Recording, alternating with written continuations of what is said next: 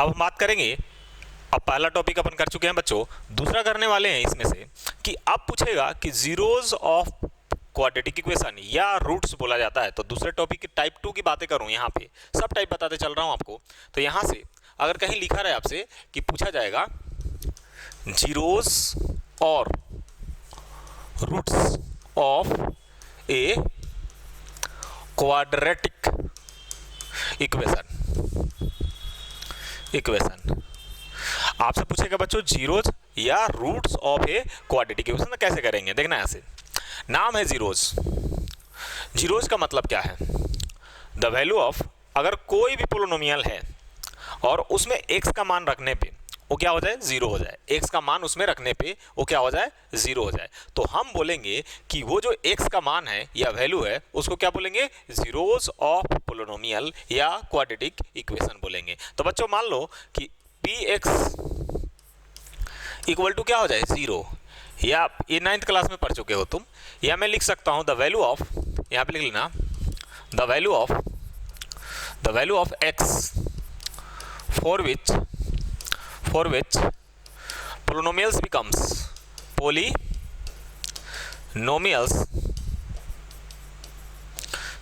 zero।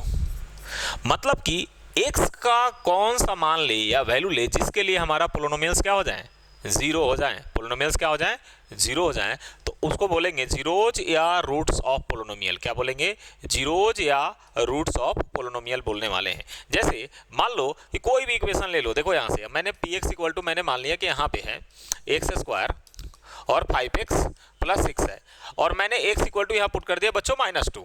x की जगह क्या रखने वाले हैं, -2। अगर मैंने -2 रखा और ये क्या हो जाए तुम्हारे जीरो हो जाए, तो हम बोलेंगे ये क्या है, रूट्स ऑफ पोलिनोमियल या जीरोज ऑफ पोलिनोमियल। -2 रखने के बाद -2 का स्क्वायर प्लस 5 इंटू -2 प्लस 6, तो ये क्या आने वाला है, -2 के स्क्वायर कितना हो जाएगा 4, 5 इंटू -2 कितना हो जाएगा -10 प्लस 6, तो 6 प्लस 4 करोगे कितना आ जाएगा 10 -10, क्या आ जाएगा 0। तो यहाँ से हम बोल सकते हैं ये 0 है। हम बोल सकते हैं कि ये पोलिनोमियल का ये क्या है, x इक्वल टू -2 क्या है, जीरोज ऑफ पोलिनोमियल। बात समझ में आ गई? वहाँ वैल्यू रखेंगे, अगर जीरो आ जाएगा तो रूट्स या जीरोज बोलेंगे। इस टाइप से काफ़ी क्वेश्चन आता है। तो क्वेश्चन किस तरह से पूछेगा उस पर बात करते हैं। तो क्वेश्चन आपसे पूछेगा, है ना, जैसे ऐसा क्वेश्चन पूछेगा k दिया रहेगा x स्क्वायर प्लस 5x और यहाँ पे 6 है, और यहाँ पे दिया हुआ है x इक्वल टू -2, और पूछेगा कि x इक्वल टू -2 इसका एक सोल्यूशन है। तो हमें फाइंड क्या करना पड़ेगा, find value of k, find value of k। हमें पूछेगा कि x इक्वल टू क्या गिवन रहेगा -2, या लिखा रहेगा कि x इस पोलिनोमियल का क्या है, सॉल्यूशन है।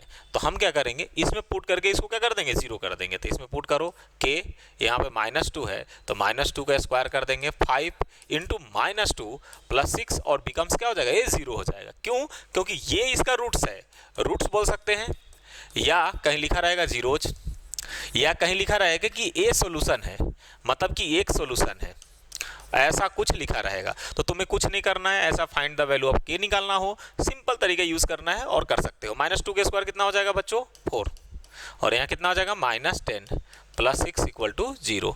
देखो ना क्या आने वाला है, ये कितना आ जाएगा 4k, 6 माइनस 10 कितना आ जाएगा, 6 माइनस 10 की बात करोगे तो 4 आ जाएगा इक्वल टू 0। ये 4k है, ये माइनस में है, इधर आएगा तो क्या हो जाएगा प्लस में, तो कैंसिल होकर k इक्वल टू कितना आने वाला है, 1 आने वाला है। k इक्वल टू कितना आने वाला है बच्चों, 1 आने वाला है। मतलब k का वैल्यू तुम निकाल सकते हो। ये दो टाइप के क्वेश्चन हैं जो तुम आसानी से कर सकते हो। एक चेक करने वाला है ना, कि पोलिनोमियल है कि नहीं, साथ में k का वैल्यू निकालना है, या चेक करना हो कहीं कि ये सॉल्यूशन है या नहीं है, ये चीज़ चेक कर सकते हो तुम। बात समझ में आ रहा है? दो टाइप के हो गए। अब बहुत सारे क्वेश्चन हैं वो तुम कर सकते हो। जैसे तुमसे किसी ने बोला कि ये पोलिनोमियल है कि नहीं, अब देखो मैं चेक करके बताता हूँ कि ये तुम्हारा x माइनस 2 का स्क्वायर है, क्वेश्चन है, और तुमसे किसी ने बोला कि इसको चेक करके बताओ, +1 यहाँ पे 2x माइनस 3 है। इसको चेक करना है कि क्वाड्रेटिक इक्वेशन है या नहीं है। मतलब चेक क्या करना है, check the above equation quadratic equation है या नहीं है। तो देखो कैसे चेक करोगे, इस a माइनस बी के होल स्क्वायर है, तो a माइनस बी के होल स्क्वायर क्या पढ़े हो तुमने, a माइनस बी का होल स्क्वायर क्या होता है, A square minus 2ab plus B square. तो यहाँ पुट कर दो ना यार, x का स्क्वायर कर दो minus 2a into B plus B square कर दो। यहाँ पे क्या हो जाएगा 2x, ये जैसा है वैसा छाप दो, ये जैसा है वैसा छाप दो। तो बच्चों क्या आने वाला है यहाँ से, x square minus 4x plus 4 plus 1 2x minus 3। तो देखो ना यहाँ से क्या आने वाला है, ये x square minus 4x plus 5 2x minus 3 है ना, ये प्लस में है उधर जाएगा तो क्या हो जाएगा माइनस 6 में, और यहाँ आ जाएगा 8 इक्वल टू 0। ये है तुम्हारा क्या क्वाड्रेटिक इक्वेशन। हाँ यस है ना भाई, ये क्वाड्रेटिक इक्वेशन है। तो इस तरह से तुम चेक कर सकते हो। बात समझ में आ रहा है। तो बहुत सारे क्वेश्चन है, ये तुमको करना है। अब तुम्हें बताने जा रहा हूँ अब सिखाने जा रहा हूँ बच्चों solution of quadratic equation by using factorisation. Factorisation कैसे करते हैं वो सिखाने वाला हूँ। तो चलो स्टार्ट करते हैं बच्चों। अब जो स्टार्ट करने वाले हैं solution of quadratic equation by factorisation का यूज करके किस तरह से क्वाड्रेटिक इक्वेशन को हम सोल्व करेंगे वो मैं आपको बताने जा रहा हूं। तो चलो बच्चों शुरू करते हैं। देखो रूल क्या है, रूल को भूल जाओ, एग्जांपल से चलते हैं। देखो यहाँ से कोई भी क्वाड्रेटिक इक्वेशन को सोल्व करना है फैक्टराइजेशन से, तो क्या करते हैं, पहला रूल समझना। जैसे मान लो मेरे पास क्वेश्चन है x square minus 8x minus 20। अब ये है, मान लो कि मुझे इसको सोल्व करना है, x square minus 8x minus 20 को सोल्व करना है। तो मैं क्या करूंगा, रूल क्या है, पहले रूल बगल में सिखाते चलूंगा। रूल क्या है, पहले क्या करोगे, लास्ट टर्म को फर्स्ट टर्म से क्या करोगे, मल्टीप्लाई करोगे। Product of last term and first term क्या करोगे, product of last term and first term. Last term और फर्स्ट टर्म को प्रोडक्ट करोगे तो करो ना, यहाँ से कितना आ जाएगा माइनस 20 एक्स स्क्वायर आएगा। कितना आ जाएगा माइनस 20 एक्स स्क्वायर आ जाएगा। उसके बाद क्या करोगे, देखो उसके बाद हम करने वाले हैं, देखो ना उसके बाद क्या करेंगे, इनका फैक्टर निकाल लेंगे। जो 20 लिख रहा है इनका फैक्टर निकालेंगे। मतलब कि क्या करोगे, फाइंड करोगे, फैक्टर कर लेता हूं। तो 20 का फैक्टर निकाल लो। 2 से करोगे तो कितना आ जाएगा 10, 2 से करोगे तो कितना आ जाएगा 5, है कि नहीं। ये 5 से करोगे तो कितना आ जाएगा 1 आ जाएगा। मतलब 2 2 5 इसका क्या आ गया, फैक्टर आ गया। 2 2 5 इसका क्या आ गया, फैक्टर आ गया। बात समझ में आ रहा है। तीसरा स्टेप आते हैं।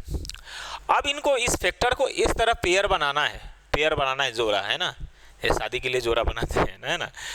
तो उसी तरह से पेयर बनाना है। तो पेयर कैसे बनाएंगे, देखो यहाँ से पेयर बनाना है इसलिए क्योंकि ऐड करने पे क्या आना चाहिए, मिडिल टर्म आना चाहिए। मतलब इस तरह से इसको लिखना है। और प्रोडक्ट करने पे क्या आना चाहिए, ये आना चाहिए। ऐड करने पे क्या आना चाहिए, मिडिल टर्म। मतलब ऐड करने पे क्या आना चाहिए, मिडिल टर्म। और प्रोडक्ट करने पे क्या आना चाहिए, ये आना चाहिए। अगर ये आ रहा है तो सही है, अदरवाइज गलत है। तो देखो इसको ऐसा लिख देता हूँ, एक्स स्क्वायर हमारे पास क्या है 2 2 4। मतलब इसको लिख सकते हैं, 2 पेयर बनेगी। तो 4 और 5 का बना सकते हैं। एक बना सकते हैं कितना 5 to the 10 और 2 का बना सकते हैं। और कोई पेयर नहीं बनने वाला है, देख लो यहाँ से। मतलब 4 और 5 लिख सकते हैं। देखो 4 और 5 करेंगे 20 आ जाएगा। 10 इंटू 2 करेंगे तो भी क्या आएगा 20 आएगा। लेकिन क्या इस पेयर को लेंगे, क्या नहीं लेंगे ना भाई। अगर तुमने गलती से लिख दिया यहाँ पे कि सर मैं ये लिख लेता हूँ x square minus 4x minus 5x, और अक्सर बच्चे लिखते भी हैं भाई, ये गलत हो जाएगा। कैसे, इनको तुम ऐड करो।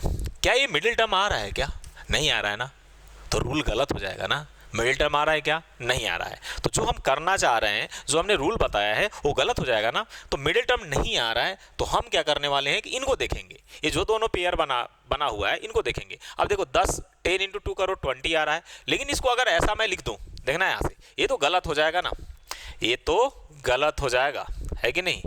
तो हम क्या करेंगे, अच्छा अक्सर बच्चे यहाँ गलत करते ही हैं। हमेशा वो सोचेंगे कि अरे यार आ जाना चाहिए, 20 तो आ रहा है, मैं कर लूँगा, लेकिन ऐसा नहीं करना है भाई। मैं यहाँ पे लिख देता हूँ, यहाँ पे ऐसा लिख दें -10x + 2x लिख दूँ और -20 लिख दूँ। देखो काम बन जाएगा क्या अपना, काम बन जाएगा ना भाई। इनको ऐड करो, -10 आ रहा है क्या, -8 आ रहा है ना, और इंटू करो, क्या यही आ रहा है क्या, ये जो लिखा हूँ यही आ रहा है क्या, आ रहा है ना। जब आ रहा है तो मैं आगे बढ़ाऊंगा, आ रहा है तो मैं आगे बढ़ाऊंगा। देखो यहाँ से x² माइनस ये कितना हो जाएगा 10x + 2x, 10x + 2x -20 = 0 है। अब देखो ना यार, दोनों में कॉमन क्या है, अरे दोनों में x कॉमन है क्या, तो x माइनस क्या लेंगे 10, यहाँ पे कॉमन क्या है 2 है 10। याद रखना जब भी मैं कॉमन लेता हूँ लूंगा तो यहाँ पे ये दोनों सेम आना चाहिए। जब ये दोनों सेम आ जाए तो तुम समझ लेना मेरा आंसर क्या आने वाला है, सेम आने वाला है, सही आने वाला है, सही आने वाला है। दोनों में कॉमन ले लेंगे, x - 10 बच्चों, यहाँ x + 2 = क्या बनने वाला है 0 बनने वाला है। तो यहाँ रखेंगे x - 10 = 0, x = 10, x + 2 = 0, x = क्या हो जाएगा -2, ये आ जाएगा। ये तुम्हारा सॉल्यूशन है। तो ये रूल अगर समझ गए तुम, अगर तुम रूल समझ गए कोई भी क्वेश्चन बना सकते हो। अगर ये रूल समझ गए हो तो कोई भी क्वेश्चन क्या कर सकते हो, कर सकते हो या बना सकते हो। बात समझ में आ गई। चलो अब इससे रिलेटेड अगर प्लस माइनस भी हो, सारे जितने टाइप के क्वेश्चन है तुम कर सकते हो, कोई भी ऐसा क्वेश्चन नहीं है जो तुमसे नहीं बनेगा। अच्छा कोई कोई ऐसा दिया रहता है बच्चों, जैसे ऐसा लिख देगा तुम्हें फंसाने के लिए, फंसाने के लिए। अच्छा अब से सीबीएसई ने खुल कर बोल दिया ये बातें कि भाई देखो अब जो मैं क्वेश्चन देने वाला हूँ प्रीवियस ईयर से नहीं देने वाला हूँ, क्योंकि बहुत लोग हल्ला करते हैं, चिल्लाते रहते हैं कि अरे पेपर मैं लीक कर दूंगा भाई, मैं लीक कर दूंगा। तो अब जो क्वेश्चन आने वाला है भाई वो डायरेक्ट आपको सीखना पड़ेगा, रट कर जाओगे प्रीवियस ईयर पूरे बना लिए, बनने वाला नहीं है। अब सीबीएसई ने थोड़ा सा ट्रेंड को चेंज कर रहा है। क्यों? क्योंकि बच्चे आजकल यूट्यूबर जितने हैं, चाहे पढ़ाने वाले जितने भी हैं, आ जाकर बोलने लगते हैं कि मैं पेपर लीक कर दिया हूँ। तो इस चक्कर में अपना स्टैंडर्ड सीबीएसई गिराना नहीं चाहती हैं। तो इस चक्कर में पेपर जो आपको आने वाला है आपको सीखना पड़ेगा, रटने से काम नहीं चलेगा। अगर रटोगे तो काम नहीं चलेगा, x 0 नहीं होना चाहिए। अच्छा ऐसा कहीं क्वेश्चन आ जाता है, बच्चे फंस जाते हैं कि सर ये क्या दे दिया हो x। भाई ये कंडीशन दिया हुआ है कि जब तुम x = 0 लोगे तो तुम्हारा ये इक्वेशन बनेगा ही नहीं बनेगा। कैसे देखना ऐसे, जब मैंने x = अगर 0 पुट कर दिया तो ये अनडिफाइन हो जाएगा, इसीलिए यहाँ पे लिख कर क्वेश्चन में देता है। इनसे क्वेश्चन में कोई लेना देना नहीं है, मतलब x का वैल्यू 0 नहीं आना चाहिए। अगर 0 आ गया तो तुम्हारा काम नहीं बनेगा। तो जब भी क्वेश्चन का सिर्फ पैटर्न चेंज होगा, जब भी ऐसा देखो ये क्वाड्रेटिक इक्वेशन दिख नहीं रहा है लेकिन है, कैसे देखो यहाँ पे अगर मैं 1 लिख दूँ, यहाँ पे क्या लिख दूँ बच्चों 1, क्रॉस मल्टीप्लाई करो तो क्या आ जाएगा 5x², यहाँ 1 अपॉन क्या आ जाएगा x = 6, क्रॉस मल्टीप्लाई करो तो 5x² + 1 = 6 आ जाएगा। अब देखो ना बच्चों प्लस में है तो इधर आएगा तो क्या हो जाएगा माइनस में, +1 = 0। क्या अब निकाल सकते हैं क्या? अब कर सकते हैं ना, अब कर सकते हैं ना, अब आसानी से कर सकते हैं। अब फैक्टर निकालो, वही तरीका, लास्ट वाले को फर्स्ट से मल्टीप्लाई करो, कितना 5 है कि नहीं। अब मुझे देखना है कि -6 लाना है, क्या लाना है 6, तो 5x², इसको ऐसा लिख सकता हूँ क्या, बीच में 5x माइनस क्या लिख देंगे x + 1। देखो ऐड करो वहीं आ जाएगा क्या, इंटू करो यहीं आने वाला है क्या, 5 × 1 करो वहीं आने वाला है क्या, सेम आ जाएगा। दोनों में कॉमन ले लो, 5x कॉमन ले लो, x - 1, यहाँ -1 कॉमन ले लो, x - 1, तो क्या आने वाला है यहाँ से 5x - 1 और यहाँ पे आ जाएगा x - 1। तो देखो ये आ गया क्या, ये जो सोच रहे थे वो आ गया क्या, आ गया ना भाई। तो 5x - 1 = 0 और x - 1 = 0, तो x = क्या आ जाएगा 1 और 5x = 1, मतलब x = 1/5। ये सॉल्यूशन आ गया। तो क्वेश्चन किसी तरह से घुमा कर दे आप कर सकते हैं, किसी तरह से घुमा कर दे आप कर सकते हैं। याद रखना रूट वाले भी क्वेश्चन करवा दूंगा। इसके बाद मैं जो अभी कराने वाला हूँ वो फार्मूला वाले हैं, तो आगे के लेक्चर में फार्मूला वाले करवा दूंगा, है ना। फार्मूला बता दूंगा कि फार्मूला से कैसे निकालोगे। तो फार्मूला वाला काफ़ी आसान होता है, ये भी आसान है, ये कोई भी बड़ा चीज़ नहीं है, बट इसमें टाइप अलग अलग रहेंगे। याद रखना टाइप क्या रहेंगे, अलग अलग रहेंगे।